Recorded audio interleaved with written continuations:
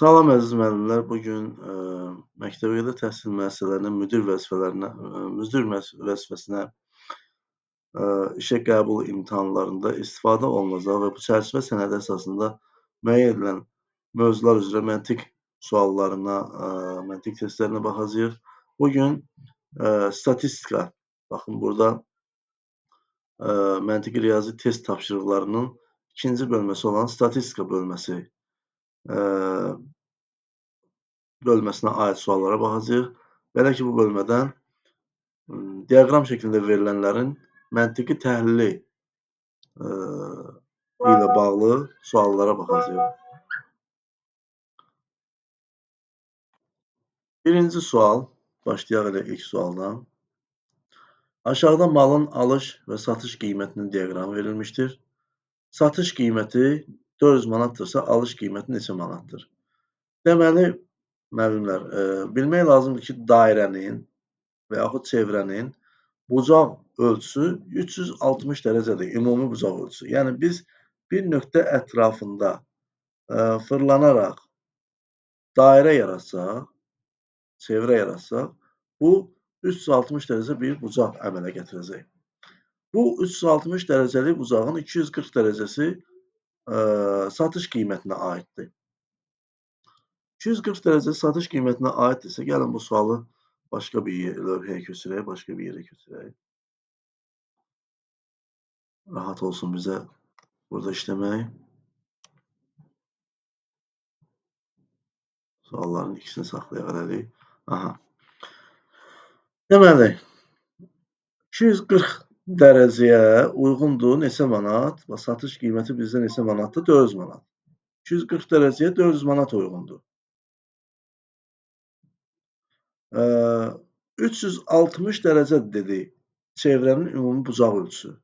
360 dərəcədirsə 240-ı bura düşürsə, deməli 120-si də bax bu tərəfə düşəcək. Bu bucağın ölçüsü 120 dərəcə olacaq. Çünki 360-dan 240-ı çıxanda 120 qalır. Deməli, 240 dərəcəlik bir bucağa 400 manat ekvivalentdir. Onda 120 dərəcəli bucağa nə qədər manat düşər? Bunu x-ni işarə eləyək. Və bundan sonra sadə bir tənasüb qururuq, yəni sadə bir tənlik qururuq. Bilirik ki, bunlar çarpaz olaraq bir-birinə vurulur. 120-ni vururuq 400-ə, 240-da vururuq x-ə. Yəni x vurulsun 240 bərabərdir 120 vurulsun 400. Buradan x-i tapacaq olsaq, 120 vurulsun 400 bölünsün 240 olar. 240 ilə 120 ilə 120-yə ixtisar gedir. Burada qalır 2. Yuxarıdan 400 də 2-yə böləndə yerdə qalır 200. Yəni, alış qiyməti olacaq 200 manat. Bu qədər tənlik qurmağa heç ehtiyac da olmazdı. Yəni, məsələn, 240 dərəcə bura düşürsə, 120 dərəcə bura düşürsə, bax, satış qiyməti 240 dərəcə ilə müəyyən olunur. 120 dərəcə də qalır alış qiymətində. 240 120-dən neçə dəfə böyükdür? 2 dəfə böyükdür. 240-ı 2-yə böləndə 120 düşür, düzdür? Satış qiyməti 400 manatsa, 400 manatı da yenə 2-yə böləndə nə qədər düşür mənə? 200 manat. Yəni, belə də tapmaq olardı. Cavab B variantı. Amma daha uyğun, daha yəni düzgün yolu öncəki qayda idi. İkinci suala baxırıq. Aşağıda malın alış və satış qiymətinin diaqramı verilmişdir. Bu dəfə alış qiyməti 350 manatdırsa, satış qiyməti neçə manatdır? Deməli, bu dəfə alış qiymətini verib bizə, bax, bu bucaq, yəni bu bucaq da göstərilir burada 210 dərəcədir. Alış qiyməti 350 manatdır. 350 manat. Deməli, nə edirik? 210 dərəcə 350 manata müvafiqdir. Yerdə qalır neçə dərəcə? 360-dan 210 çıxmalıyıq da. 360 dərəcə də ümumi dairənin, ümumi çevrənin bucaq ölçüsü. 360 dərəcədən 210 çıxırsınız. Yerdə qalır nə?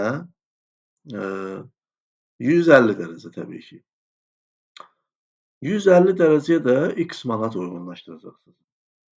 Deməli, 210 dərəcəyə 350 manat, 150 dərəcəyə də x manat.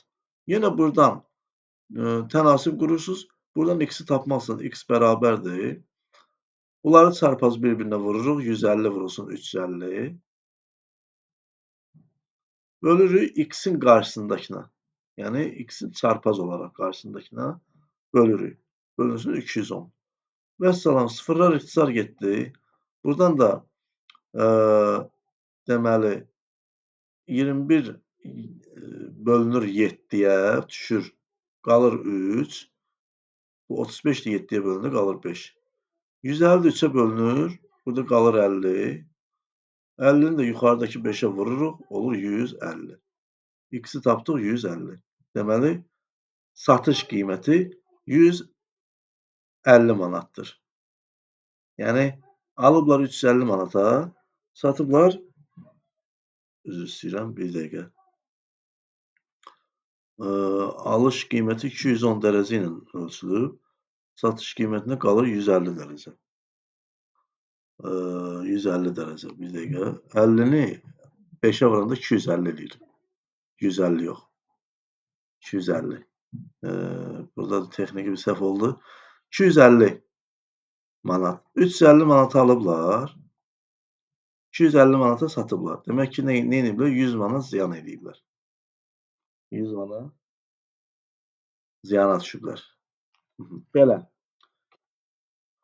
Yəni, əsas sualın məntiqi aydın olsun. Onların ziyan edib eləməməyi bizim üçün çox da maraqlı deyil. Növbəti suala baxırıq. Növbəti 2 suala baxırıq. Aşağıdakı diaqramda hazırlanmalı olan şirniyyatın içindəki un, süd, yağ və şəkərin nisbəti göstərilmişdir. Bunu nəzərə almaqla 13 kiloqram un, baxın 13 kiloqram un istifadə edilib. İstifadə ediləcək yağ, süd və şəkərin miqdarını soruşur. Bax, yağ, bir qıraqdan yazıram. Süd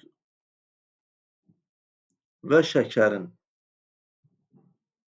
miqdarını bizdən soruşur.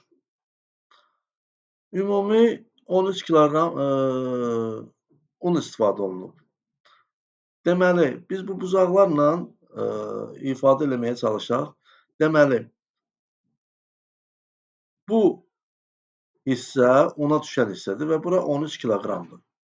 Buzaq ölçüsünü hələ ki bilmirik. Amma tapa bilirik buzaq ölçüsünü. 80 dərəcə buradır. 60 dərəcə bu tərəf. 80 plus 60 nə qədər eləyir? 140. Plus süd olan hissəyə isə 90 dərəcə düşür. Niyə görə? Baxın, burada 90 dərəcəlik buzağın işarəsi var. Bu künc şəklində göstəriləndə buzaq işarəsi bu 90 dərəcəni ifadə edir. Yəni 90 dərəcə deməkdir. Demək ki, burada 90 dərəcəsi 140-ın da üstünə 90 gələndə eləyir 230.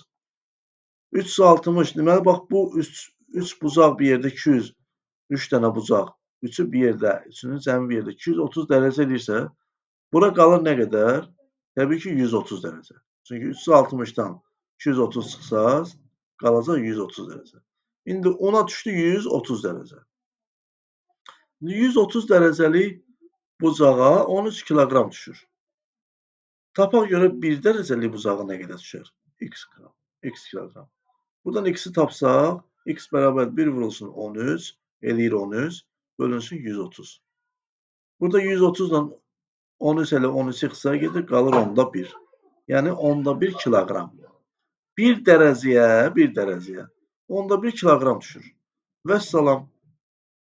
1 dərəcəyə 10-da 1 kiloqram düşdüyünü tapandan sonra bir-bir yağı, südü və şəkəri tapa bilərik. Yağ neçə dərəcədir? 60 dərəcə. 60 dərəcədirsə və bunun 1 dərəcəsinə 10-da 1 kiloqram düşürsə, 60-ı vuracağıq 10-da 1-ə. 60 vurulsun, üzr istəyirəm. 60 vurulsun 10-da 1. Bir dəqiqə. Üzr istəyirəm, səs-küy gəldisə müəllimlər. Deməli 60 dərəcəlik bucağa, deməli 1 dərəcəlik bucağa düşür 10^1 kiloqram. Onda 60 dərəcəlik bucağa nə qədər düşər? 60 vurulsun 10^1. Buradan da 60 ilə 10^1, 10 ixtisar gedir. Burada qalır 6 kiloqram. Deməli yağ 6 kiloqram imiş. Süd 90 dərəcədir. 90 dərəcəlik bucaqla göstərilib və 1 dərəcə 10 kiloqramsa 90 da yenə 1 dərəcə 10^1 kiloqram üzr istəyirəm. 90 da vururuq 10^1-ə yenə. 90 dərəcə olacaq. 90 vurulsun 10^1. Buradan yenə 90 ilə 10 ixtisar gedir. 9 qalır. Deməli süd 9 kiloqramdır. Şəkər 80 dərəcədir. 1 dərəcəyə 10^1 kiloqram düşürsə 80 dərəcəyə düşəcək.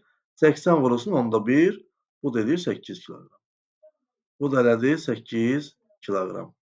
Deməli 6 kiloqram, 9 kiloqram və 8 kiloqram. Cavab C variantı. Üçüncü sualın cavabı C variantı. Ümidvaram aydın oldu. Keçək biz növbəti suala. Bunlar hələ ki biraz asan tiplərdir. Keçək növbəti suala. Ümumiyyətlə diaqramlar yəni çox da çətin mövzu deyil.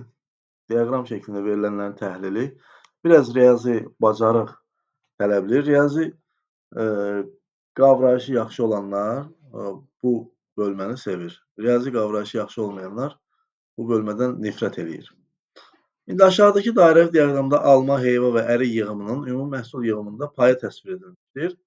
Alma yığımının 36 ton olduğunu bilirik. Bax, alma yığımı yenə 90 dərəcəlik bucaqla göstərilib. Fikir verin, künc şəklində göstərilib. Və deməli 36 tondur. 90 dərəcəyə düşür 36 ton. Gəlin görək 1 dərəcəyə neçə ton düşəcək? 1 dərəcəyə düşəcək x ton. Buradan x bərabərdir. 1-i vururuq 36-ya. Eləyir 36 bölü 90-a. Buradan ixtisarlarımızı aparsaq 9-a ixtisar gedir. Burada aşağıda qalır 10, yuxarıda qalır 4. Yəni 10^4 kiloqram. 10^4 ton. 0,4 ton 1 dərəcəyə düşür. İndi bizdən nə soruşur? Ərik yığımının neçə ton olduğunu tapaq. Ərik yığımının neçə ton olduğunu tapmaq üçün ilk növbədə onun qarşısındakı bucağın neçə dərəcə olduğunu bilməliyik.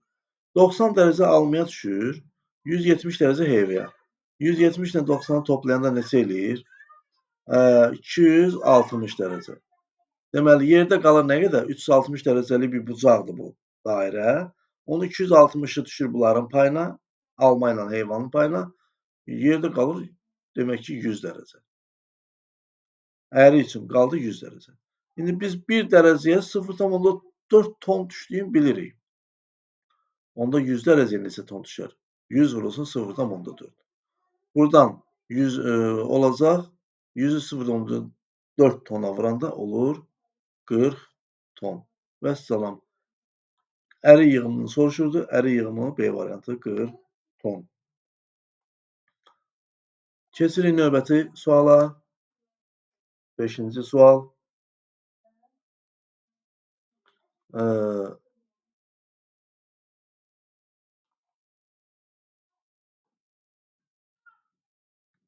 Beşinci sualı da gətirək bura. Deyir ki, aşağıdakı diaqramda A bərabərdir 30%. Baxın müəllimlər. Burada deməli müəllimlər ehtiyatlı olmaq lazımdır. Bu suallarda bəzən dərəcə ilə verilir. Baxın. Bəzən dərəcə ilə verilir. Bax, burada 30% verilib. Bu kimi incə detallarda diqqətli olmaq lazımdır. Yəni özümüzü karıxdırmamalıyıq. A bərabərdir 30%. 30 dərəcə yox ha, 30%. Biz A-nın neçə dərəcə olduğunu tapmaq üçün ümumi çevrəmiz neçə dərəcədir? 360 dərəcə. 360-ın 30%-ni tapmalıyıq. 360-ın 30%-ni tapmaq üçün 360 bölməlisiniz 100-ə, vurmalısınız 30-a. Buradan ixtisarlarımızı aparsaq 36-nı 3-ə vuranda 108 dərəcə. Deməli, A neçə dərəcədir? 108 dərəcə. Çünki 30% ilə göstərilib. 360-ın da 30%-i 108 eləyir. Deməli, A 108 dərəcədir. B-ni də burada göstəriblər artıq. Bu da bilirik 90 dərəcədir. 90, 108 nə edir? 198.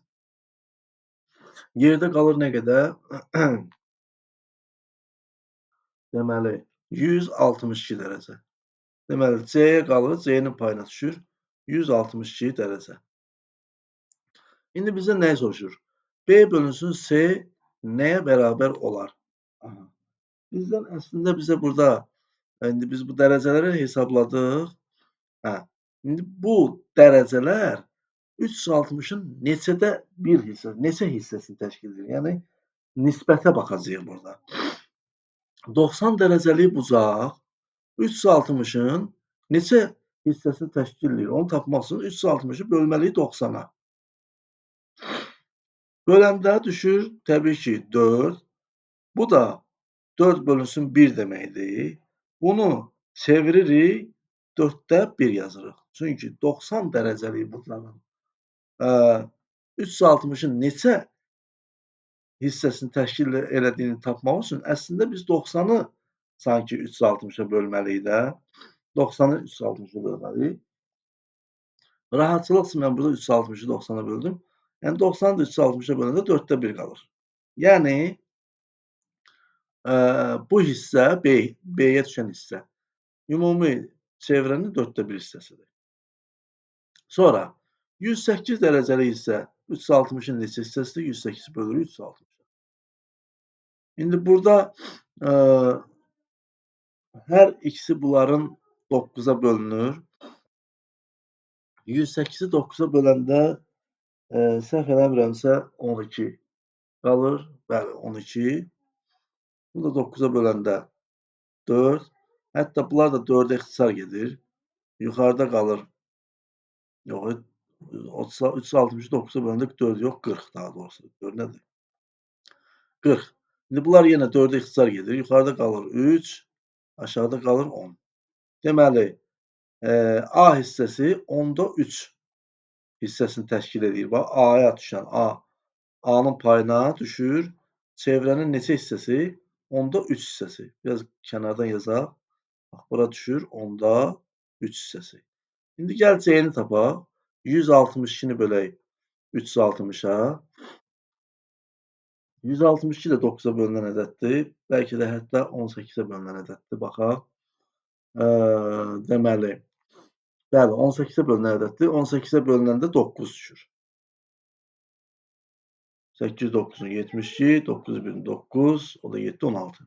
9 düşür. Bu da 18-ə bölünəndə təbii ki, 20 düşür. Bu da, yəni bu hissənin də payına, yəni bax bu hissənin də payına düşür 20-də 9. Yəni çevrənin 4də 1 hissəsi B-yə düşür. 10-da 3 hissəsi A-ya düşür. 20-də 9 hissəsi C-yə düşür. İndi bizdən B bölünsün C-ni soruşur. B bölünsün C nəyə bərabərdir? Bərabərdir. Ya aşağıdan yazaq. Bərabərdir. B neçə idi? 4də 1. Yazıram yerinə 4də 1.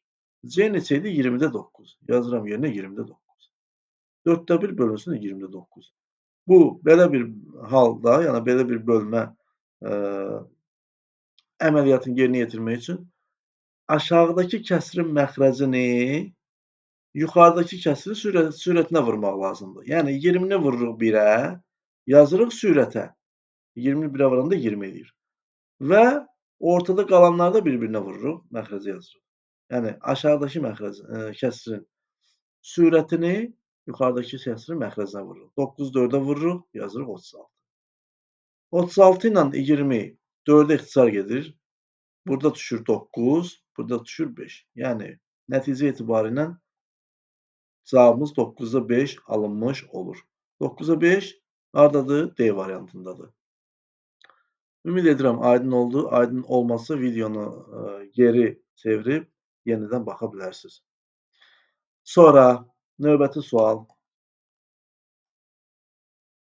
Biraz diqqətli olmaq lazımdır. Bax, burada yenə deyirəm, faiz indi növbəti suallarda da yəqin ki, bu kimi hallara rast gələcəyik. Yəni bəzən faizlə göstərilir, hətta bax burada dairənin içində düzdür, burada hamısı dərəcə ilə göstərilib. Bəzən faizlə, bəzən dərəcə ilə göstərilə bilər. Bu detallara biraz yəni diqqətlə yanaşmaq lazımdır. Belə, sonra növbəti sual 6-cı sualdır. Aşağıdakı diaqramda dükanda olan çərəzlərin nisbəti göstərilmişdir. Dükanda ümumilikdə 540 kiloqram çərəz varsa, badamın miqdarı fındığın miqdarından neçə kiloqram çoxdur? Ümumi bizdə 540 kiloqram çərəz var. Ümumi çərəz uyğundur 360 dərəcəyə. Düzdür? 360 dərəcəyə uyğundur 540 kiloqram. Onda 1 dərəcəyə neçə kiloqram uyğun olduğunu tapmaq üçün belə bir tənlik qura bilərik. Buradan x bərabər 1 vurulsun 540 bölünsün 360. Yəni bax bu çarpaz vurulur bir-birinə. 1-i 540-a vurursan, bölürsən x-in çarpaz qarşısında durana 360-a. İxtisarlarımızı aparaq. 18-ə ixtisar gedir, yuxarıda qalır 3, aşağıda qalır 2. Yəni 2-də 3. 1 tam 2-də 1, 1 tam 5 kiloqram düşür. 1 dərəcəyə düşür 1 tam 5 kiloqram. 1 dərəcəyə düşdü 1 tam 5 kiloqram. Vəssalam nə deyir? Badamın miqdarı fındığın miqdarından neçə kiloqram çoxdur? Badamın miqdarını tapmaq üçün 120 dərəcəni vurmalıyıq 1 tam 5 kiloqrama. Çünki 1 dərəcəyə, yəni 2-də 3, 10-da 15 deməkdir. 10-da 15 kiloqram düşürsə, 120 dərəcəyə nə qədər düşəcək? 120 vurulsun 10-da 15. Buradan ixtisarlarımızı aparsaq, 12-ni 15-ə vuranda düşür, deməli 120, o da 60, 180. Deməli, badamın çəkisi olacaq 180 kiloqram. Sonra fındığın miqdarına nə qədər çoxdur deyir. Fındığı da tapaq. 1 dərəcə 1,5 kiloqramdırsa, 80 də vururuq 1,5 kiloqrama. 80 dərəcə olacaq 80 vurulsun 1,5 kiloqram. Deməli, bu da 8-i 15-ə vururuq bir sözlə. 80, o da 40, 120 eləyir. 120 kiloqram da fındıqdır. 120 kiloqram da fındıqdır. Bizdən badamın miqdarının fındığın miqdarından neçə kiloqram çox olduğunu soruşur. Badamın miqdarı 180 kiloqramdır. Fındığın miqdarı 120 kiloqram. 180-dən çıxırıq 120-ni, yerdə qalır 60 kiloqram. B variantı. Ümid edirəm, bu da asan sualdır. Yəni, burada da çətinlik olmayacaq. Keçirik növbəti suala. Növbəti sual yuxarıdakı asan tiplərdəndir bu da. Çətin bir şey deyil. Yenə də izahını verməyə çalışaq. Aşağıda malın alış və satış qiymətinin diaqramı verilmişdir. Alış qiyməti 280 manatdır və 175 dərəcəyə uyğundur. Baxın, alış qiyməti 175 dərəcə ilə göstərilib və qiyməti də burada verilib 280 manat. Deməli, satış qiyməti yerdə qalır 175 dərəcə bura düşürsə, yerdə qalır neçə dərəcə? 360-dan 175 çıxırsınız. Yerdə qalır 185. Səhv eləmirəmsə. Bəli, 185 dərəcə qalır. 200, 350, 360. Bəli. 185 dərəcəyə neçə manat düşər? X manat. Bizdə nəyi soruşur? Gəlir neçə manatdır? Demir ha, bax burada biraz suallar, yəni sualların şərtini diqqətlə oxumaq lazımdır. Bu dəfə bizdən satış qiymətini soruşmur. Bizdən sadəcə gəliri soruşur. Gəliri də tapmaq üçün mütləq satış qiymətini tapmalıyıq. Biz indi 185 dərəcə bura düşür satış qiymətinə və satış qiymətini tapaq görək nə qədərdir? Ondan sonra gəliri hesablayarıq. X bərabərdir. Yenə çarpaz olaraq vururuq bir-birinə. 185 vurulsun 280 bölünsün x-in çarpaz qarşısındakı 175. 175. Buradan ixtisarlarımızı aparaq. 175-i 5-ə böləndə düşəcək 31 səhv eləmirəmsə, yox. 17-də 5 3 dəfə, 25-də 5, 5 dəfə 35. Burada qaldı 35. 5, 5'in 25, 515, 17. 185'te de ki 37 düşəcək. Bunu da 5'e böləndə 37 düşəcək. Yəni 5 x çarpardım. 280 da 35'e mən bilən tam bölünür 8 düşür. 8 5'in 40, 8 24. Bəli. 35'i tam bölünür. Burada qalır 8. 37'ni de 8'e vuranda düşür. 8 7 56. 8 üçün 24. O da 5, 29. 296 manat. Deməli, satış qiyməti oldu 296 manat. Bizdən gəliri soruşur. Gəliri tapmaq üçün satış qiymətindən alış qiymətini çıxmalıyıq. Alış qiyməti neçə manat idi? 280 manat idi. Çıxırıq 80, 280 manat. Yerdə neçə manat qalır? 16 manat. Deməli, 16 manat gəliri var. 280'i alıb 296'ya satıb. 16 manat gəlirdi. O da Y variantında göstərilib. Bax, ən pisi budur ki, bir dənə bunu da vurğulayım. Sualı səhv oxuyasınız.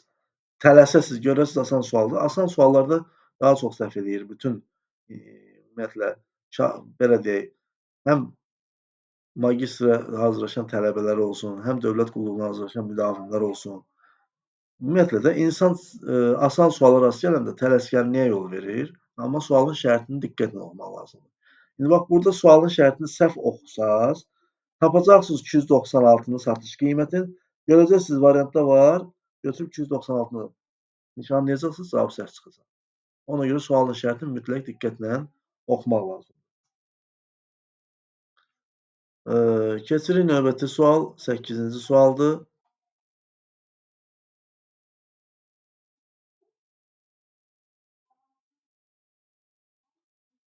8-ci sual bir qədər fərqli sualdır, amma asan sualdır. Aşağıda malın alış və satış qiymətinin diaqramı verilib. Mal alış qiymətindən nəzərən neçə faiz baha satılmışdır? Burada artıq yalnız bizə dərəcə verilib. Neçə dərəcədir? Alış qiyməti 160 dərəcədir. Burada artıq bizə qiymət verilməyib. Öncəki sualda məsələn dərəcə də var idi, qiymət də verilmişdi. Məsələn, alış qiymətinin 280 manat vermişdi, dərəcəsi də 175 dərəcə idi. Bununla tapırdıq ki, bir dərəcəyə neçə manat düşür. Amma bu sualda artıq dərəcə verilməyib bizə. Daha doğrusu qiymət verilməyib, sadəcə dərəcə verilib. Yəni alış qiyməti 160 dərəcə ilə müəyyən olunur və sual olaraq bizdən soruşulur ki, neçə faiz baha satılmışdır? Deməli, alış qiyməti 160 dərəcəsə, satış qiymətinə neçə dərəcə düşür? 200 dərəcə. Nə qədər, neçə dərəcə artıb? 160-dan 200-ə qalxıb. Neçə dərəcə artıb? 40 dərəcə. İndi biz bu 40 dərəcənin 160-ın neçə faiz olduğunu tapmalıyıq. 160-ın neçə faiz olduğunu tapmaq üçün 40-ı vururuq 100-ə, bölürük 160-a. Buradan ixtisarlarımızı aparsaq, düşür 25 faiz. Vəssalam. Yəni, nə deməkdir? 160 dərəcə idi alış qiyməti. Satış qiyməti 200 dərəcə oldu. Yəni üstünə 40 dərəcə qoydu. Üstünə 40 dərəcə qoydusa, və gəl elə bunu dərəcə ilə yox, elə manatla götürək. Deyək ki, dərəcə deyil, bu manatdır. Hesab edək ki, manatdır. Bir malı sən 160 manata almısan, 200 manata satmısansa, nə qədər qazanmısan? Neçə faiz qazanmısan? 40 manat qazanmısan. Düzdür, 40 manat sənin əlindəki pulun neçə faiz olur? 160 manat pulun var idi. 40 manat qazandın. O 160 manat pulun var idi. 40 manat qazandın. Yəni neçə faiz əlavə qazanc əldə elədin? 160-ın 40, 160-ın neçə faizdir onu tapırsınız. 160-ın deyək ki, bölürsünüz 100-ə, vurursunuz x-ə, bərabər edirsiniz 40-a. Belə də tapa bilərsiniz yəni. Buradan yenə ixtisarlarınızı aparsaz, 16 bölünsün 10 vurulsun x alınır. 16 bölünsün 10 vurulsun x bərabərdir 40. Buradan x bərabərdir. Onu vurursunuz 40-a eləyir 400. Bölürsünüz 16-ya. Vəssalam. Buradan ixtisarlarımızı aparsaq, burada qalır 4, burada qalır 100. Yenə 100-ü də 4-ə böləndə düşür 25 faiz. Yəni Bu qədər asan sualdır. Sual biraz qəribə gəlsə də əslində asan sualdır. Yəni yenə də deyirəm, heç deyək ki, bu dərəcə deyil, manatdır. Sən 160 manata bir məhsulu almısan, 200 manata satmısansa 40 manat qazanc əldə eləmisən. 40 manat qazanc əldə eləmisənsə 40 manat sənin əvvəlki pulunun neçə faizidir, onu tapırsan. Vəssalam. Yəni əvvəl əlində 160 manat var idi, indi 200 manat var. Nə qədər qazandın? 40 manat. 40 manat 160 neçə faizdir onu tapırsan? Tapdın, gördün 25%. Vəssalam.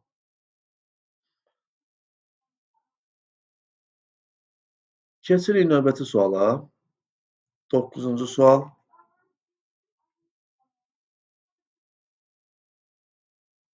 Hətta 10-cu sualı da götürək. Götürmək mümkündür. Aha. Deməli, aşağıdakı dairəvi diaqramda nar, gavalı və armud yığımının ümumi məhsul yığımında pay təsvir edilmişdir. Gavalı yığımının 42 ton olduğunu bilərək, nar və armud yığımı arasındakı fərqin neçə ton olduğunu soruşur. Bax, narla sualı diqqətlə oxumaq sualın yarısını həll eləmək deməkdir. Narla armudun arasındakı fərqi tapmalıyıq. İndi gavalı yığımının 42 ton olduğunu bilirik. Baxın, gavalının 42 ton olduğunu bilirik. Bu dəfə ümumi tonajı verməyib. Gavalıya düşən pay verib. İndi biz gavalıya düşən dərəcə payını da tapaq. Nar 150 dərəcədir, armud da ki 90 dərəcədir. Bu bucaq dediyimiz kimi 90 dərəcədir. 150, 90 nə qədər eləyir? 240 dərəcə. Ümumi dairəmiz deməli 360 dərəcədir. 240 dərəcə bunların ikisinin payına düşürsə, gavalıya düşəcək 120 dərəcə. Çünki 360-dan 240 çıxanda 120 qalır. Deməli, və gavalının tonajını da bilirik, 42 tondur. 120 dərəcəyə 42 ton düşürsə, onda 1 dərəcəyə neçə ton düşər? X ton. Buradan X-i tapaq. X bərabərdir 1 vurulur 42-yə, olur 42, sürətə yazılır və bölünür 120-yə. X-in qarşısında durana, X-in qarşısında duran, çarpaz qarşısında durana bölünür. Buradan ixtisarlarımızı aparsaq, 6-ya bölünür bunlar. Yuxarıda qalır 7, aşağıda qalır 20. Yəni 1 dərəcəyə 20-də 7 ton düşür. 20-də 7 ton düşür. İndi bizdən hansı meyvələri soruşurdu? Narla armudun fərqini tapmaq. Biz narı tapaq görək neçə ton düşür nara. 1 dərəcəyə 20-də 7 ton düşür. Bax, bir qıraqdan yazıram. 1 dərəcəyə düşdü, 20-də 7 ton. Nar 150 dərəcədir. 1 dərəcəyə 20-də 7 ton düşürsə, 150 dərəcəyə nə qədər düşər? 150 vurulsun 20-də 7. Vəssalam. Buradan ixtisarlarımızı aparsaq, qalır 15-i deməli 2-yə böləndə düşür 7,5. Onu da bir dəqiqə 15-i 7-yə vuranda 70, o da 105. Yəni 105-i 2-yə böləndə düşəcək 52,5. 52,5 düşür də 2 5-in 10, 2 2 4 5, 2 5-in 10. Bəli, 105. 70, 75, 35, 105. Bəli. Deməli, narın payına düşdü 52,5 ton. Sonra armudun payına nə qədər düşəcək? Armud neçə dərəcədir? 90 dərəcədir də bu. İndi 1 tona 1 dərəcəyə 20-də 7 ton düşürsə, 90 dərəcəyə nə qədər düşəcək? 90 vurulsun 20-də 7 ton. İndi burada da yenə ixtisarlarımızı aparsaq, 9, 7-nin 63, onu da 2-yə böləndə 31,5 ton. İndi biz bunların arasındakı fərqi soruşur bizdən. Bax, nar və armud yığımı arasındakı fərqi soruşur. Nar 52,5 tondur. Çıxılsın. Armud 31,5 tondur. Çıxanda bu 15-lər gedəcək. 52-dən 31 çıxanda qalacaq 21 ton. Cavab Y variantı. 9-cu sual.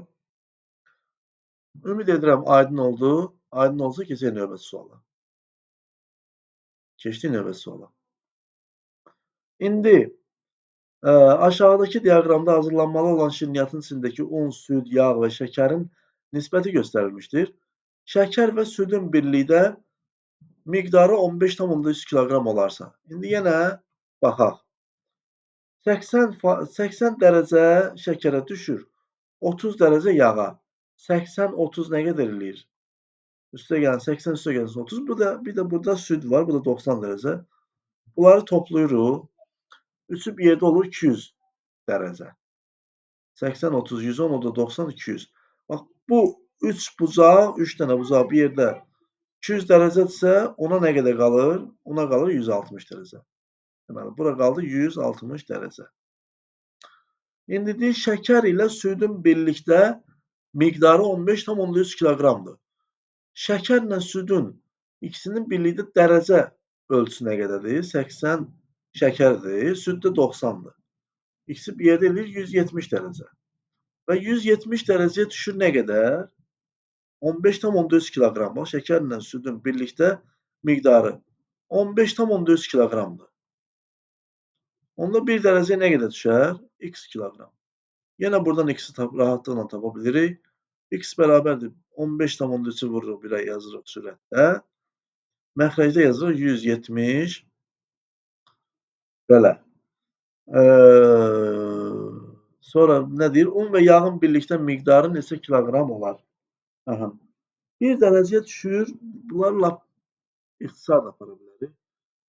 Ona vuraq hər iki tərəfə. Burada qalır 150, burada qalır 100, ona vuranda. Yəni sadələşdirmək. Bundan sonra baxırıq 6, 9. Yox, bunlar deyəsən heç ixtisar getmir. Elə onda qoy belə qalsın. 173. 170-də 15,3.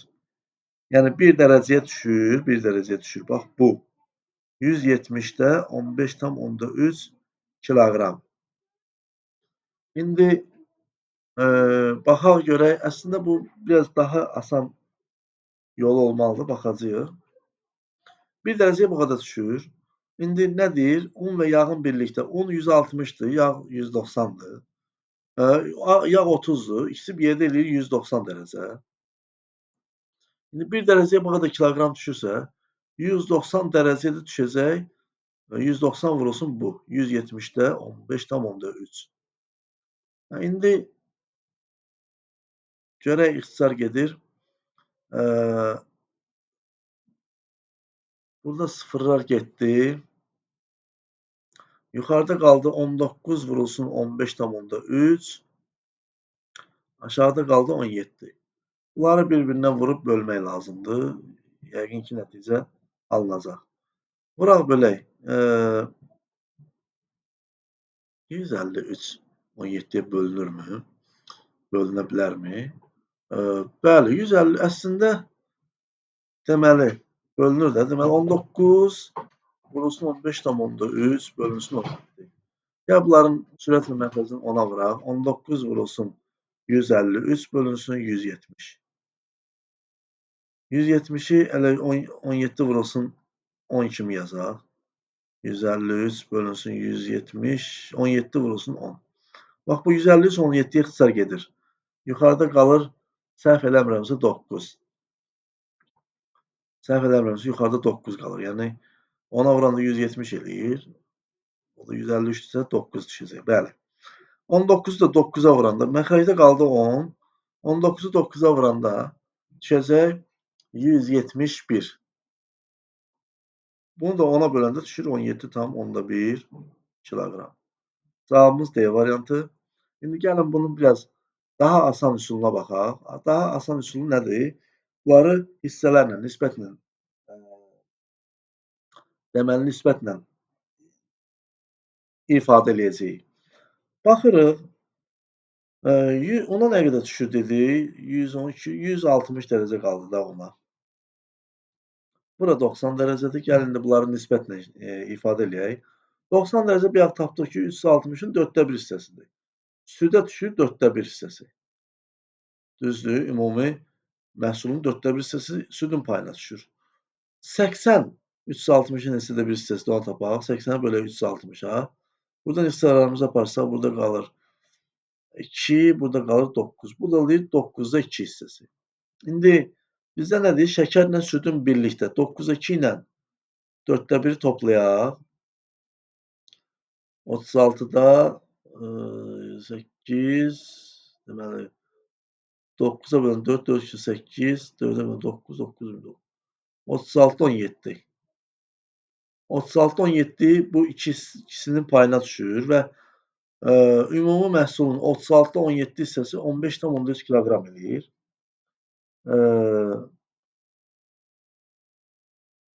Aha. Yerdə qalır. Bu 30 dərəcədəki 360-ın deməli 12-də 1 hissəsidir. 12-də 1 hissəsi. Bura 12-də 1 hissədir. Undakı 360-ın 9-da 4 hissəsidir. Burada 9-da 4 hissəsidir. Aha. Deməli 9-da 4 hissəsidir. Hə, burada bir dənə xırda bir nüans var. Ona bir dənə baxaq. 80 dərəcə buradır, 160 dərəcə buradır. Bu hissə şəkər hissəsi. Un hissəsindən 2 dəfə kiçikdir. Süd hissəsi isə yağ hissəsindən 3 dəfə böyükdür. Buradan da yola çıxmaq olar. Əslində buradan da bir şeylər tapmaq olar. Deməli şəkərlə süd. Şəkər undan 2 dəfə kiçik, süd yağdan 3 dəfə böyük. Bu biraz dolaşıq olacaq, buna getməyək. Elə hissələrlə, nisbətlərlə ifadə edib tapmaq daha uyğundur, ya da elə əvvəlki bizim tapdığımız qayda ilə tapmaq daha uyğundur. Deməli biz nə etdik? Bir dərəcə, deməli şəkərlə südün dərəcə hesabını tapdıq. 80 ilə 90-ı topladıq, elədi 170. 170 15,3-ə uyğun gəldi. Buradan 1 dərəcə 170 dərəcə 15,3 kiloqram düşürsə, 1 dərəcə neçə kiloqram düşdüyünü tapdıq. Tapdıq ki, bu nə qədər oldu? X vurulsun, deməli x bərabərdir 15,3 bölünsün 170. Əslində dedik ki, bu deməli sürət və məxrəci ona vuranda burada olur 153, burada da olur 17 vurulsun 100 bir növ. 1700 olacaq da ona vuranda, onda 17 vurulsun 100 deməkdir. 153 17-yə bölündü, burada qaldı 9, bu oldu 100-də 9.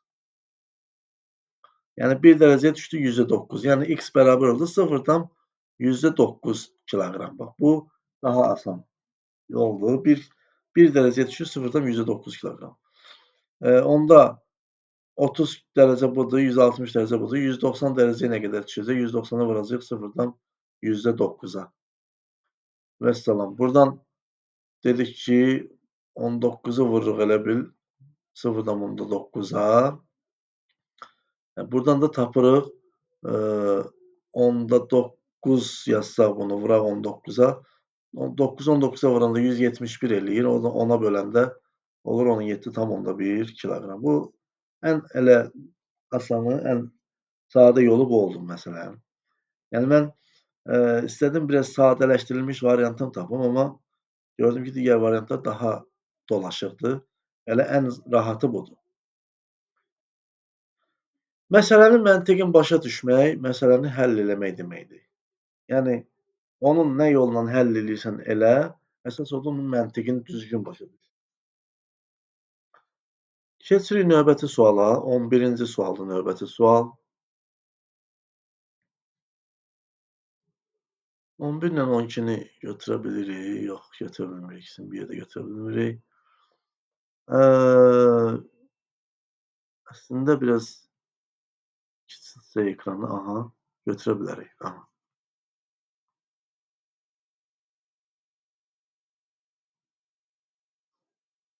Deməli 11-ci sualda nə deyir bizə? Aşağıdakı diaqramda A bərabərdir 3C-dir. Bax, A bərabərdir 3C-dirsə, A-nın üstünə xətt çəkib bura birbaşa 3C yaza bilərəm.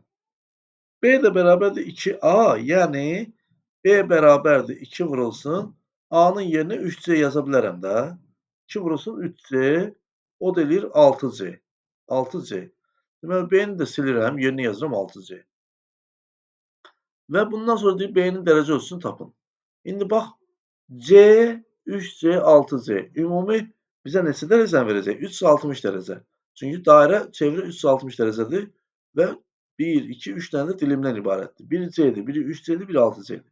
Toplayırıqları C üstə gəlsin 3C, üstə gəlsin 6C bərabərdir 360 dərəcə. C-nin üstünə 3C gələndə 4C, üstünə 6C gələndə 10C eləyir. Bərabərdir 360 dərəcə. Buradan C-ni tapırıq. 360 bölünsün 10 eləyir 36 dərəcə. Deməli, bax, bu C 36 dərəcədir. Deməli, 3C olacaq. 36 vurulsun 3, 108 dərəcə. Bizdən nəyi soruşur? B. B də ki, bura idi. Bax, bura. Böyük hissə B idi. Sileyim, görsənsin. B də bura idi. B də 6C idi. Yəni 6 vurulsun 36. Bu da eləyir 6 altın 36.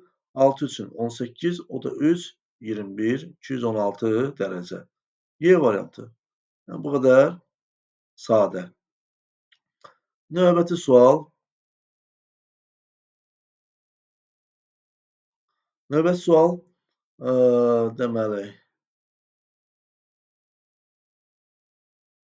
Aha. Məhsulun maya dəyərinə nəzərən 40% məhsul deyil, məhsul. Maya dəyərinə nəzərən 40% baha satılmışdır. Bu malın diaqram şəklində təsviri aşağıdakı variantlardan hansında düzgün göstərilmişdir? Deməli, maya dəyərindən 40% baha satılıb. Yəni, maya dəyəri ilə alış qiyməti deməkdir.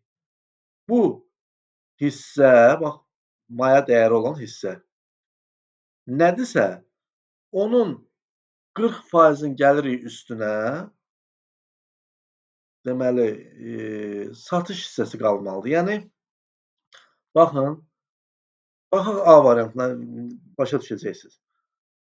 A variantında maya dəyəri olan, yəni alış qiyməti 155 dərəcədir. Ümumi 360 dərəcə olmalıdır.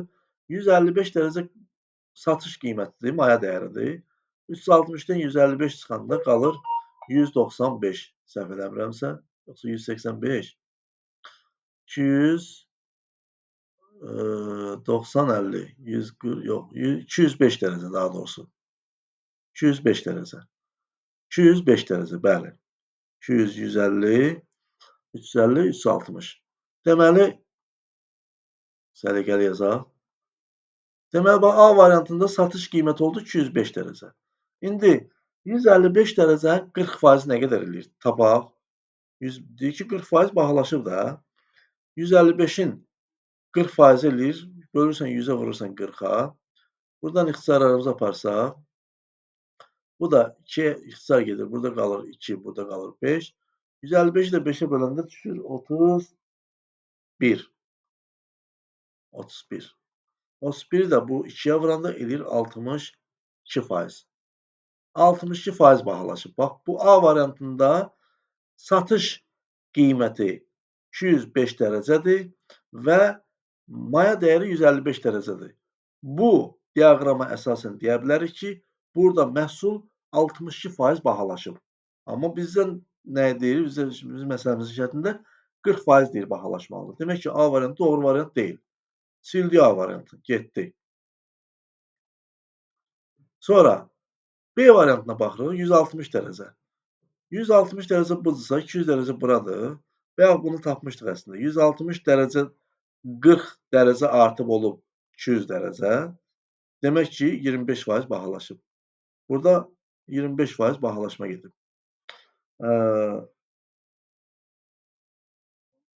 Bir dəqiqə. Bundan öncəkini deyəsən nə isə səhv 62% ola bilməz. Nə isə səhv hesabladıq. Orada ola bilər ki, hesablama səhvi getdi. Yenə də A variantı, yəni yenə baxaq, yəni qayıdaq baxaq A variantına. 155-in 40%-ni tapmalıyıq da biz, düzdür? Hə, 155-in 40%-ni tapanda bir dəqiqə. Yox, 62% biz 40%-ni tapırdıq. 155-in, düzdür? Buradan 2, burada 5, 31, 5 ixtisar getdi. 62. Yəni 62 dərəcə eləyir. 155-in 40% 62 dərəcə eləyir. Biz 62% dedik, düzgün deməmişik. 62 dərəcə eləyir. Yəni 155-in 40%. Və 155-in üstünə həmin bu 62-ni gəlməliyik. Eləyəcək 150, 60, 210, 217 dərəcə. Yəni 40%, bunun 40%-i 62 dərəcə eləyir. 40% bahalaşsaydı, üstünə 62 dərəcə gəlib 217 dərəcə olmalı idi yuxarı satış qiyməti. Amma bizdə baxırıq ki, satış qiymətinə cəmi 205 dərəcə qalıb. Çünki 360 dərəcədir axı bu ümumi çevrə. Bu 155-i buradasa, 205-i də bura düşür. Amma 40% bahalaşsaydı 217 olmalı idi bura. Ona görə A variantı deyil. Burada səhv eləmişdik. B variantı da deyil. Çünki B variantında tapdıq ki, 25% bahalaşıb. İndi keçək C variantına. C variantı 140 dərəcədir. 140 dərəcə malın maya dəyəridirsə, yuxarı qalır 220 dərəcə. Çünki 360 dərəcə eləməlidir bunların cəmi. 220, 140, 360 edir. 140-ın 40%-ni tapaq görək nə qədər eləyir? İxtisarlarımızı apardıq. Yenə buradan burada 2 qaldı, burada 5. 140-ı da 5-ə böləndə düşəcək nə qədər? 2 deməli 40-da da 1 28. 28. 28 də 2-yə vuranda 56. 5 8-in 40, 5 2-in 10, 14. Bəli, burada 28 qalır. 5 getdi. 28 2-yə vuranda 56. 56 dərəcə eləyir. Bax 140-ın 40%-i 56 dərəcə eləyir. Yəni 140 bahalaşmalı idi, 56 dərəcə artmalı idi bizim şərtimizə görə. Olmalıdır 196 dərəcə. Amma 196 dərəcə olmayıb axı, 220 dərəcə olub. Demək ki, bu da 40% deyil, daha çox bahalaşıb. C variantı da getdi. Sonra keçirik D variantına. Burada 145 dərəcədir. 145 dərəcə isə satış qiymətinə qalır 215 dərəcə. Düzdür? İndi 145-in 40%-ni tapırıq. Yenə ixtisarlarımızı aparırıq. 14 deməli bu da 2, 5. 145 də bölünəndə düşür 29. 29. 5-ə bölünəndə düşür 29. 29-u 2-yə vuranda 58 eləyir. Yəni 58 dərəcə. 145-in 40% eləyir 58 dərəcə. 58 dərəcə artmalı idi 40% bahalaşsaydı. 145 üstə gəlsin 58 nə qədər eləyir? 190, o da 13, 203 dərəcə olmalı idi yuxarı. Bizə neçə dərəcədir? 215 dərəcə. Demək ki, D variantı doğru variant deyil. Bir dənə qalır Y variantı. Yoxlayaq. Y variantı 150 dərəcədir maya dəyəri. Və 150 dərəcə isə yuxarı nə qədər qalır? 210 dərəcə. 210 dərəcə qalır yuxarı. İndi 150-nin 40%-ni tapaq. 150 bölünsün 100 vurulsun 40. Buradan ixtisarlarımızı aparsaq, 150-ni 10-a böləndə 15 qalır. 15-i 4-ə vuranda 60 eləyir. Deməli, 60 dərəcə bahalaşmalıdır. 40% bahalaşıbsa. 150-nin üstünə 60 gələndə 210 eləyir. 210 dərəcə olmalıdır satış qiyməti. Burada satış qiymətimiz həqiqətən də 210 dərəcədir. Deməli, doğru variantımız Y variantı olmuş olur. Nisbətən vaxt aparan sual idi. Yəni, bir-bir yoxlamalısınız. Amma yəni, biraz riyazi hesablama bacarığınız güclü olsa daha sürətli şəkildə həll edə bilərsiniz. Çətin sual deyil. Növbəti sualımız 13-cü sualdır. 13-cü suala baxaq.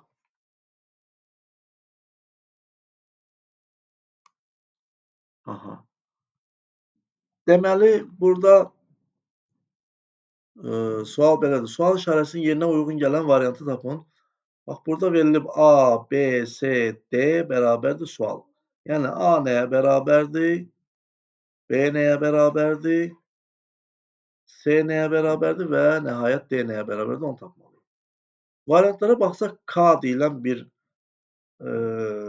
deməli, yeni bir element çıxıb ortalığa, yeni bir hərf çıxıb ortalığa. Burada K deyilən bir şey yoxdur. Deməli bu K nə ola bilər? Hər hansı bir əmsal ola bilər. Bu tipli suallarda nə edirik? Bu tipli suallarda çevrənin bölünmüş ən kiçik kəsiyini tapırıq. Burada ən kiçik kəsik hansıdır? A. 30%, 30 dərəcəlik olan kəsik. Bax, diqqətli olun. D yenə faizlə verilib. Faizlə verilib 50%. Yəni 360-ın 50%. 360 dərəcənin 50% nə gedir? 180 dərəcə. Deməli D 180 dərəcədir. B 90 dərəcədir. Bu bucağı artıq tanıyırsınız. Bura 90 dərəcədir. 180 30, 210, bu da 90. 300. Yerdə qaldı nə qədər? C-yə qaldı 60 dərəcə. İndi biz burada dedik ki, bu tipli suallarda ən kiçik dilimi götürürük. Əgər digər dilimlər bu ən kiçik dilimə bölünürsə, elə əmsalın özü, bu K-nın özünü ona bərabər götürürük. Yəni, baxaq, indi başa düşəcəksiniz. Baxın, 90 dərəcə B-dir. 90 30-a bölünürmü? Bəli, bölünür. Yəni, qalıqsız bölünür, düşür 3. Deməli, 90-ı, əgər A-nı biz K ilə əvəz eləsək, yəni A-nı biz əmsal, A-nın özünü əmsal götürsək, dedik ki, ən kiçik dilimi götürürük. Əgər ən kiçik dilimə bölünürsə digərləri, elə onun özünü əmsal olaraq götürürük. Yəni A-nı K ilə əvəz eləsək, A-nın yerinə yazıram, bax, K. Deməli, B-ni 3K yaza bilərəm. Çünki 90-ı 30-a böləndə, A-nın qiymətinə böləndə 3 düşür. Yəni 90 30-dan 3 dəfə böyükdür. Deməli, B də A-dan 3 dəfə böyükdür. Deməli, B-ni də 3K yaza bilərəm.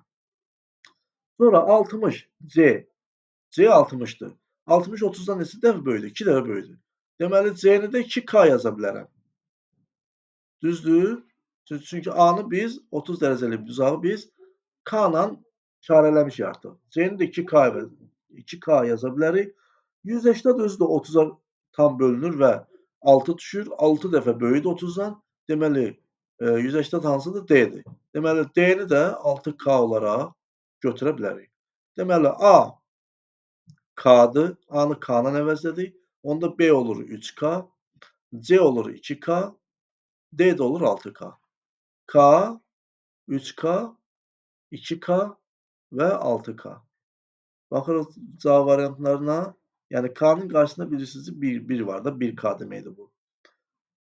A, C, D, Y getdi. Bunlar ola bilməz. B, 1K, 3K, 2K, 6K. B variantı. Bir dəqiqə. Burada B ilə, yox. B ilə D oxşayır bir-birinə. Amma D-də ikinci yerdə 2K dayanıb. 2K yox, ikinci yerdə 3K dayanmalıdır. Çünki bizdən A, B, C, D soruşur. A, C, B, D soruşmur. Ardıcıllığa görə B variantını doğru cavab kimi götürürük. D variantı da getdi işinə. Baxın, ona uyğun növbəti sual olmalıdır burada. Növbəti sual buna uyğundur. Uyğundur, yox, buna uyğun deyil. Olmalıdır. Burada bir dənə belə bir sual olmalıdır. İndi rast gələcək. Hələ ki biz 14-cü suala. Bəli, elə buna uyğun sualdır, bəli. 14-cü sual buna uyğun sualdır. İndi burada yenə əvvəlcə bucaqları tapırıq. 30 dərəcə x-dir. X 30 dərəcədir. X 30 dərəcədir. Burada əmsal olaraq A götürüb. Fərqi yoxdur. İstənilən bir hərf, simvol, nə olsa götürülə bilər. Y 90 dərəcədir. Y 90 dərəcədir. Z 36 dərəcədir. Z 36 dərəcədir. Onda T-yə nə qədər qalır? 90, 130, 90, 30, 120, bu da 36. 156 dərəcə. T-yə qalır 360-dan 156 çıxanda qalır nə qədər? 204 qalmalıdır. Ondan 6 çıxanda 4, 0, 2. 204 dərəcə. Deməli, T də oldu 204 dərəcə. İndi bayaq mən demişdim ki, ən kiçik dilim. Baxırıq, ən kiçik dilim hansıdır? X dilimidir. Əgər digər dilimlər hamısı buna qalıqsız bölünürsə, ən kiçik dilimin özün əmsal olaraq qəbul edirik. Amma baxırıq ki, 90 30-a qalıqsız bölünür. Bu heç, burada problem yoxdur. Amma 36 30-a qalıqsız bölünmür axı. Nə də 204 özü 30-a qalıqsız bölünmür.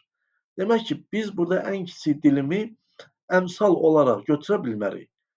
Belə olanda neynirik? Ən kiçik dilimin yarısına baxırıq. Ən kiçik dilim hansıdır? 30 dərəcəlidir. 30 dərəcənin yarısı nə edir? 15. 15 görək digərləri 15-ə tam bölünür. Baxırıq yenə Z 15-i tam bölünmür. Biz elə bir ədəd tapmalıyıq ki, bu ədəd, yəni bunların hamısına bölünsün. 30 30'un yarısı 15 bölünmədi. Sonra 30 da başqa nələrə bölünür? Əslində burada əbob, əkob məsələsini ata bilərik ortalığa. Prosta ora getmək istəmirəm.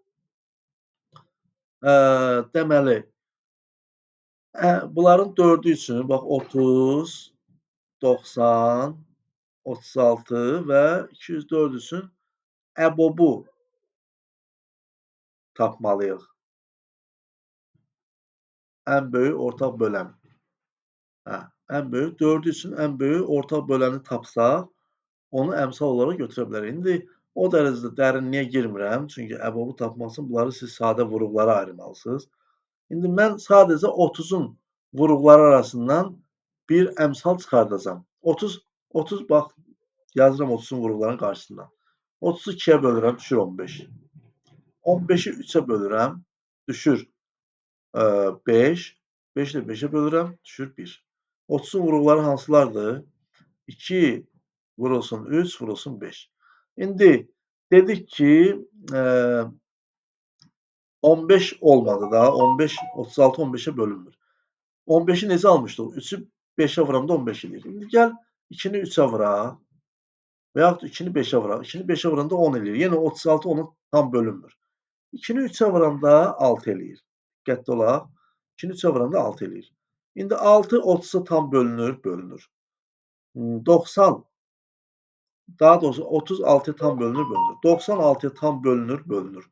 36 da 6'ya tam bölünür. Burada qalmışdı nə qədər? 204. 204 özü də 6'ya tam bölünməlidir. 204 2'yə də bölünür, 3'ə də bölünür. Deməli 6'ya da tam bölünməlidir. Vəssalam, bizim tapdığımız bax əmsal budur, 6. Yəni əmsalı, yəni bax bu A-nı burada hamısında A ilə verilib də variantları. A-nı biz 6'ya bərabər götürürük. 6 dərəcəyə bərabər götürürük. Elə olan halda x neçə A olacaq? 6 neçəyə vuranda 30 eləyir? 5'ə. Deməli, bura olacaq 5A. Bizdən x, y, z, t soruşur. Deməli, 5A ilə başlamalıdır. Cavab variantlarımız A, C, Y getdi. Bir dəqiqə. Bir dəqiqə. Bir dəqiqə. X, Y, Z, T soruşur bizdən. Deməli, 36 10'a bölünmür. 36 15'e də bölünmür. 36 ancaq və ancaq 6'ya bölünür. 30'un vuruqları arasından ancaq 6'ya bölünür. Deməli, 6'ya bölünürsə, bizdən soruşur x-i, y-i, x 30. Aha, burada görürsünüz müəllimlər, bax. Mən özüm də diqqətsizlik elədim.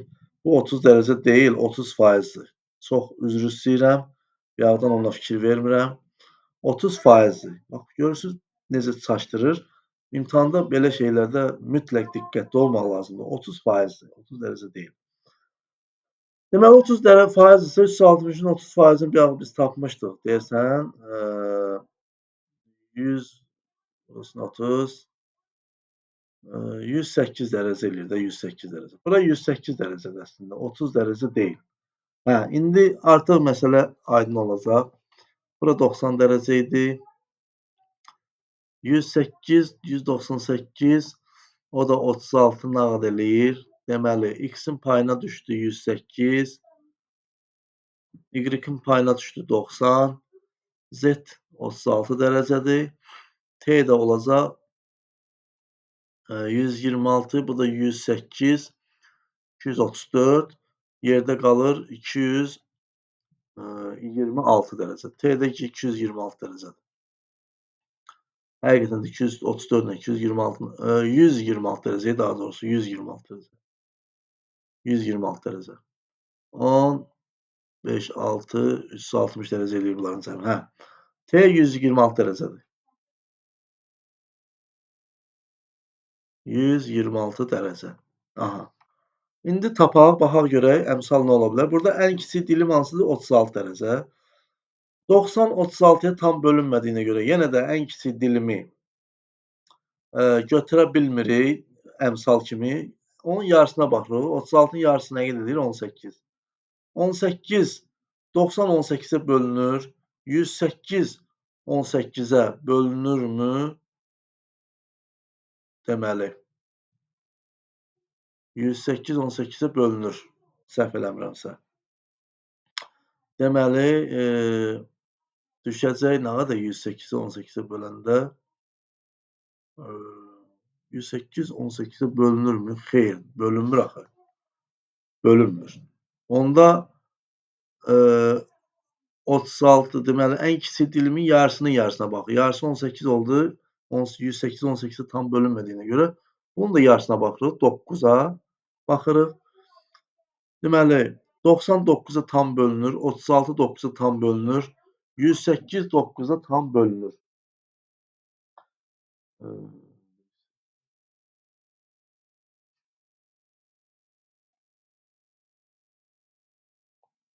Əslində 108 18-ə bölünür də. 6 düşür də.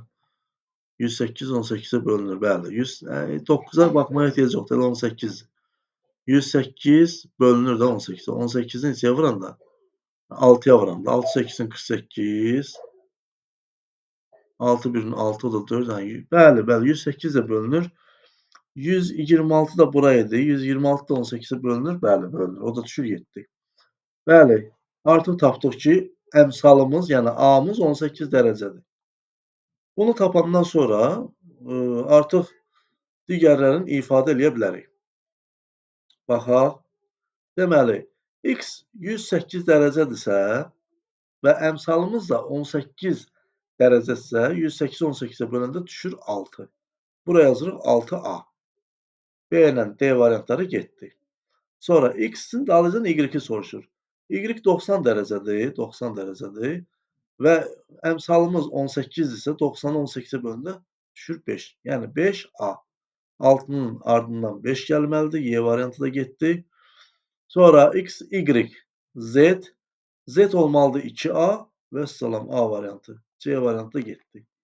P də olacaq təbii ki 7A. Bəli, belə sadə misaldır, amma sadə bir, yəni məntiq sualıdır. Sadəcə burada 30%-ə diqqət eləmədiyimizə görə biraz çox vaxtımız aldı. İmtahanda siz belə şeylərə mütləq diqqət eləyin. Növbəti sual 15-ci sualdır.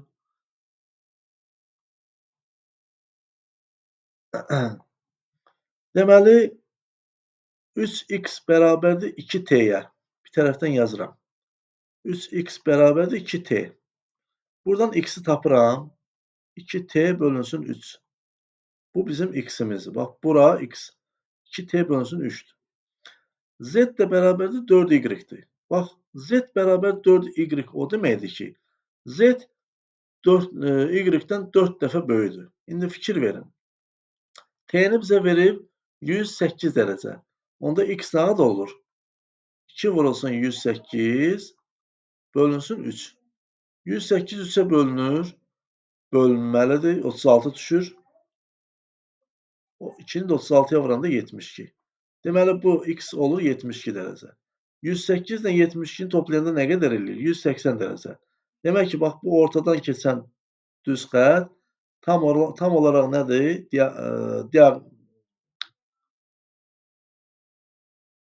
Deməli, çevrənin tam ortasından keçən xəttdir. Nədir? Diaqonal deyək də buna. Radiusun 2 təni, yəni belə deyək. 180 dərəcə, 360 dərəcədir. 180 dərəcə bura düşürsə, yerdə nə qədər qalır? 180 dərəcə. Deməli, z ilə y-in payına düşür 180 dərəcə. Və bizə deyir ki, z y-dən 4 dəfə böyükdür. Yazırıq z-in yerinə 4y. 4y üstə gəlsin y bərabərdir 180. 5y bərabərdir 180. Buradan y-i tapırıq ki, deməli 180-i 5-ə böləndə düşür. Deməli 18-də 5 3 dəfə, 6 dəfə. 36. Deməli y 36 dərəcədir. Vəssalam. Bizdən nəyi soruşur? Yerdə qalır nə? Z. Hə, bu zad ölçülərini soruşur sadəcə. X bildik ki, neçə dərəcə oldu? X 72 dərəcə burada tapmışdıq. X 72 dərəcə. Y 36 dərəcə. Y 36 dərəcə. A variantı getdi, B variantı getdi, D variantı getdi, C də getdi. Y variantı qalır. Çünki X, Y, Z soruşur. Biz X-i tapdıq 72-dir. Y 36-dırsa, qalanları da ki, özləri düzüləcək. 144, 108 olur. Bəli. Zaten T də 108-dir gördüyümüz kimi. Bir dənə qalır Z, o da 144 dərəcədir. Hesablasız görəcəksiniz. Bu 4-ün cəmi 360 dərəcə edir. Aydın oldu müəllimlər. Yəqin ki, aydın olar. Yəni, neynədik biz? X-i T ilə ifadə elədik. X-i buradan tapdıq ki, 2T bölünsün 3-dür. Buradan T-nin qiymətini yerinə qoyub X-in 72 dərəcə olduğunu tapdıq. Sonra 108 ilə 72-ni topladıq, gördük ki, bu tərəf tam yarıdır. Yəni 180 dərəcədir. Deməli, bu tərəfə də 180 dərəcə qalır. Buradan da Z-in 4 dəfə böyük olduğunu bilərək Z-i 4y-ə bərabər götürdük. Zaten burada verib onu. Yəni, onlar toplayıb cəmi 180-ə bərabərləyir. 4y, yəni Z üstəgəlsin Y bərabərdir 180. Yəni, o da Z 4y-dir. Üstəgəlsin Y bərabərdir 180. 5y bərabərdir dedik 180. Buradan y tapdıq. 36 dərəcə və nəhayət cavaba gəlib çatmış olduq. Yəni, bu qədər sadə.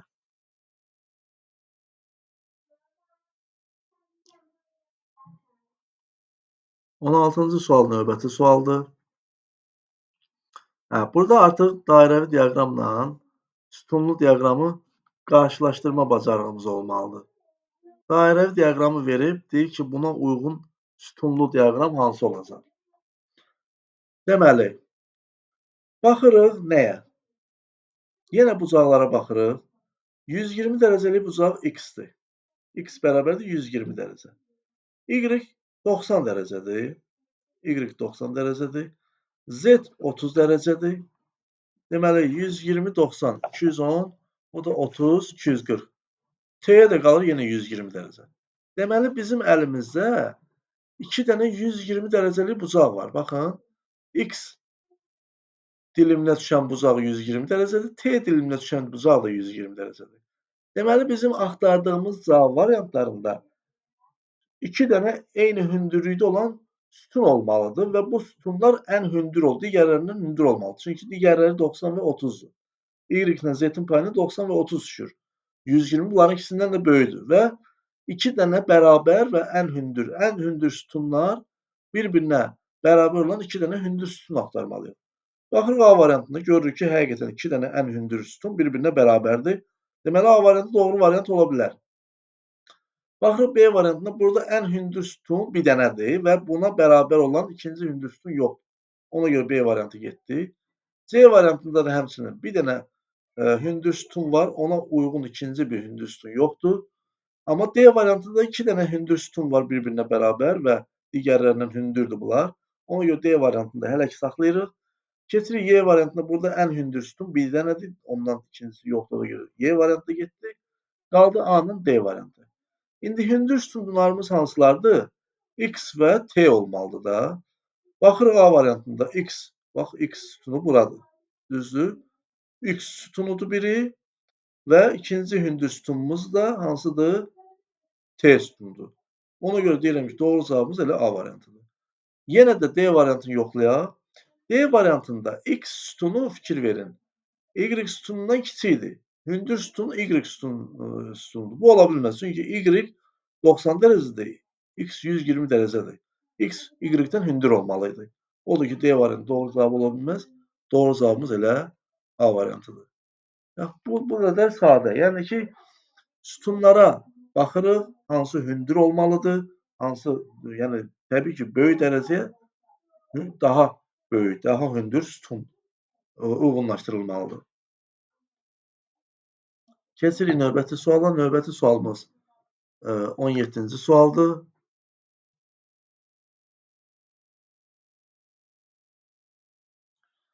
Sual əvəzinə uyğun olan variantı seçin. Bu da yenə yəni biz yenə burada qarşılaşdırma eləməliyik. Aha. Burada bu dəfə sütunlu diaqramdan istifadə eləyib bu suala cavab verəcəyik. Bu dəfə sütunlu diaqram bizim köməyimizə çatacaq. Baxırıq, ordinat oxuna bax. Deməli, ümumiyyətlə diaqramda 2 dənə ox var, düzdür? Qrafikdə 2 dənə ox var. Absis oxu və ordinat oxu. Deməli, baxırıq, deməli, Y oxu və X oxu deyək bunlara. Baxırıq Y oxuna ki, 1, 2, 3, 1, 2, 3, 4 nömrələnib. Ardıcıl olaraq nömrələnib. Və A, B, C, D də onlara uyğun olaraq qoyulub. Baxırıq ki, A sütunu, bax A sütunu C sütunundan 2 dəfə hündürdür. C sütununun hündürlüyü 1-dir. A sütununun hündürlüyü 2-dir. Deməli, A C-dən 2 dəfə çoxdur. Yazıram A bərabərdir 2C. 2 dəfə C-dən çoxdur. Həmçinin B, bax B də C-dən 3 dəfə çoxdur. Yazıram B bərabərdir 3C. Çünki bax B 3-dür, C 1-dir. Deməli, neçə dəfə çoxdur C-dən? 3 dəfə hündürdür C-dən. Deməli, B də 3C-yə bərabərdir. Və eləcə də D özü C-dən də, D özü də C-dən 4 dəfə böyükdür. D-nin qiyməti 4-dür, C-nin qiyməti 1-dir. Deməli, D də bərabərdir 4C. Və bunlar hərəsi bu dairəvi diaqramın bir dilimi olduğuna görə bunların cəmi yenə bizə verməlidir 360 dərəcədir. Bax, yəni C, bax yazıram. A, üstə gəlsin B, üstə gəlsin C, üstə gəlsin D bərabərdir 360 dərəcə. İndi A 2C-dir. Yazıram A-nın yerinə 2C. Üstə gəlsin B 3C-dir. B-nin yerinə yazıram 3C. D 4C-dir. C özü qalır burada C heç. D də 4C-dir. Bunu da yerinə yazdım. 4C bərabərdir 360 dərəcə. İndi toplayıram. 2C, 3C, 5C, bu da 1C, 6C. Bu da 4C, elə də 10C bərabərdir 360. Buradan C bərabərdir 360-ı 10-a bölürük, düşür 36 dərəcə. Gəldi çıxdı bu əvvəlki sualların birinə döndü. Yəni C oldu 36 dərəcə. C 36 dərəcədirsə, bizdən burada bu belə bir şey verib, bunu həll eləməliyik. C 36 dərəcədirsə, A neçə dərəcədir? 2C-dir də.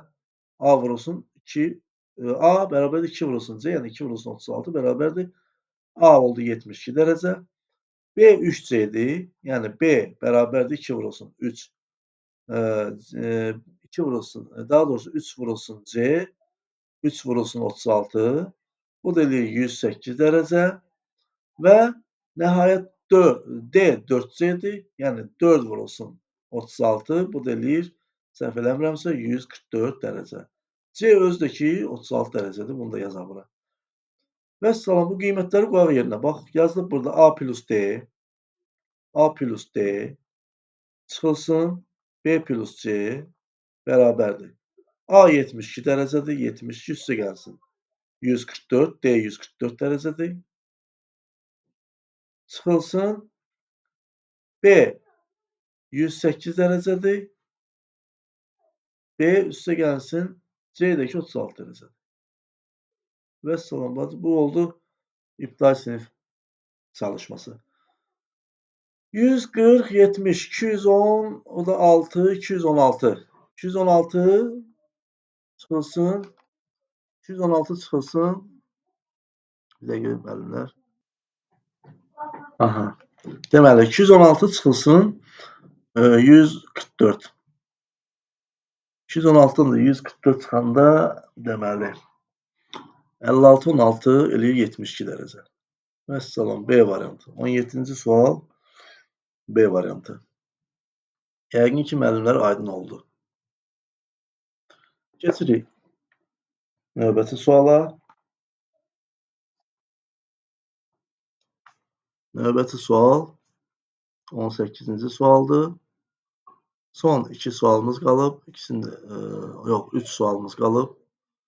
3 sual qalıb. Üçünü də götürə bilərik. Xeyr, üçünü də götürə bilmərik. İkisini götürək. Deməli, 18 və 19-u. Əslində bunları bura gətirməyə ehtiyac yoxdur. Böyürlərində bunların yeri var. Baxa görə burada əlləyə bilərik. 18-ci sual. Yenə bizdən nəyi soruşur? Bu dəfə A-nı soruşur. A neçə faizdir? Baxın, faizlə soruşur bu dəfə. İndi baxırıq B, B-nin qiyməti nədir? 60.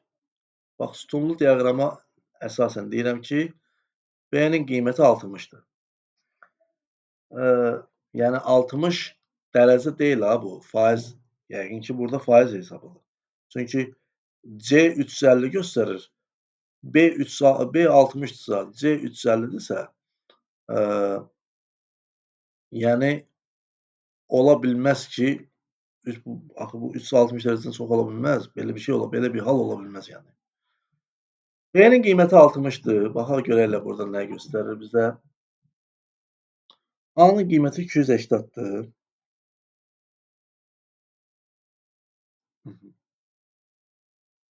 A-nın qiyməti 280-dır. B-nin qiyməti 60-dır. A-nın qiyməti nədir? 280. A 280-dır. Bunlar sadəcə qiymətdir. Bunlar deyək ki, kiloqramdır bunlar. Faiz hesabı da ola bilməz bu. C-nin qiyməti 350-dir və D-nin də qiyməti 110-dur. İndi deyir ki, A neçə faiz təşkil edir? Heç nə, bunları toplayırıq. Görək A bunların ümumi neçə faizini təşkil edəcək. Toplayaq 60, üstə gəl 280, üstə gəl 350, üstə gəl 110. Topladıq. 60, 280 eləyir 340, o da 350. 690, o da 110 elədi 800.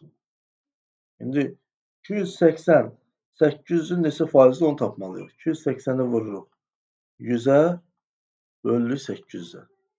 Buradan ixtisarlarımızı aparsaq, 280-i 28-də 8 düşür 3 dəfə. Bir dəqiqə. 3 dəfə yerdə qalır 4. 40, 35%. Vəssalam 35% də bu. D variantı. Çətin bir şey deyil. Bu, yəni burada dairəvi diaqramdan, düzdür, dairəvi diaqramı veriblər ora. Dairəvi diaqramdan demək olar ki, istifadə eləmədik müəllimlər. Deməli, nə edirik? Sadəcə bunların qiymətlərini toplayıb A-nın həmin summada neçə faiz yer tutduğunu belə deyək, tapırıq. Qiymətləri burada verib. B 60-dır. Sadəcə buradan qiymətləri götürürük. B 60-dır. D 110-dur. Baxın. A 280-dir. C-dəki 350-dir. Bu qiymətləri toplayıb sonda A-nın həmin məbləğ, belə deyək, həmin o cəmdə neçə faiz yer tutduğuna baxırıq, yəni tapırıq. Burada dairə diaqramından istifadə eləmirik. Yəqin ki, karıxdırmaq üçün qoyublar. Baxaq 19-cu suala, yəni çətin bir sual deyildi. Aha. Baxın, yenə K-lar, yəni burada əmsallar verilib yenə. Biraz yaxınlaşdıraq. Baxın, 1K, 2K, 3K, 4K. Ardıcıllıqla 1K, 2K, 3K, 4K veribsə, yenə bayaqki kimi Z T-dən 2 dəfə kiçikdir. Deməli, T bərabərdir 2Z deməkdir. Z T-dən 2 dəfə kiçikdir. Həmçinin bu hansıdır? Y də Z-dən 3 dəfə böyükdür. Ona görə Y də bərabərdir 3Z yazırıq. X ilə bərabər yazırıq 4Z. 4Z. Vəssalam, bunları toplayırıq, 360-a bərabər eləyirik. 4 dənədir də burada. Toplayaq 360-a bərabər eləyək. Z üstə gəlsin 2Z, üstə gəlsin 3Z, üstə gəlsin 4Z bərabərdir 360. Bunlar yenə 10 eləyir cəmi.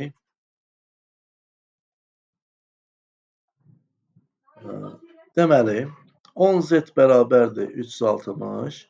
Buradan Z bərabərdir 36 dərəcə. Z tapdıq 36 dərəcədir. Yəni artıq bu sual aydındır. Z 36 dərəcəsə T 2Z-dir. Bura 72 dərəcə düşür. 36 bura. Y 3Z-dir. Yəni 108 dərəcə deməkdir bu. X-dəki 4Z-dir. O da eləyir 144 dərəcə. İndi bizdən nəyi soruşur? X plus Z. X plus Z. X 144'dür. Z 36'dır. Cəmləyəndə 180 eləyir. 180 çıxılsın. Y plus T.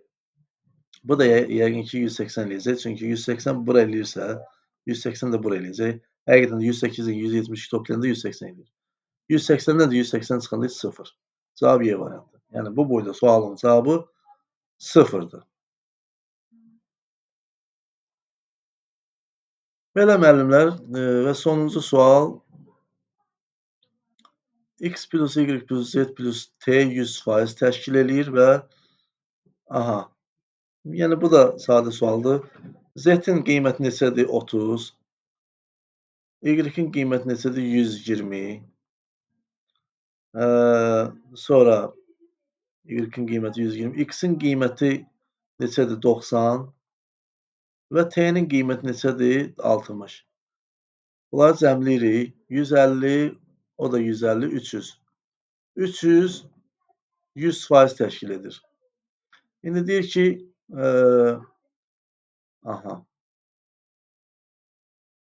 deyir ki, indi bunları da tapaq, bu hesaba taparaq. Deməli, X neçədir? 90. Y neçədir? 120. Üstə gəlsin 120. Z neçədir? 30. Üstə gəlsin 30. Və çıxılsın T neçədir? 60. 90, 120, 210, o da 30, 240. Ondan da 60 çıxanda 180 qalır. 300 100% təşkil edirsə, 180 neçə faiz təşkil edəcək? X faiz. Buradan X-i tapsaq, X bərabərdir 180 vurulsun 100 bölünsün 300. Vəssalam. 180-i 3-ə böləndə 60. Deməli, D variantı 60%. Bu cəm bizə 60% verəcək. D variantı. Gördüyünüz kimi cavab variantları da burada öz əksini tapıb. Belə müəllimlər, mən də yoruldum. Ümidvaram ki, video izah sizə aydın olacaq. Yəni, aydın çəkməyə çalışdım. Növbəti video izahlarda, növbəti dərslərdə görüşənədək. Sağ olun, sağlıqla qalın.